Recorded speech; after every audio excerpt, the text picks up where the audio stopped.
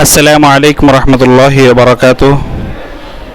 সম্মানিত দর্শক, আপনারা দেখতে পাচ্ছেন মানিকনগর কেন্দ্রীয় জামে মসজিদের টাইলস লাগানোর কাজ চলছে। চারদিকের টাইলস প্রায় লাগানো শেষ। আজকে থেকে নিচের ফ্লোর টাইলসগুলো লাগানো হবে। টাইলসগুলো অনেক সুন্দর হয়েছে আলহামদুলিল্লাহ। সাইডের ভেন্টিলেশনগুলো অনেক সুন্দর, আলো সুন্দরভাবে আসবে এবং বাতাস সুন্দরভাবে চলাচল করবে আলহামদুলিল্লাহ। আপনারা সকলে দেখতে পাচ্ছেন কাজ প্রায় শেষের দিকে।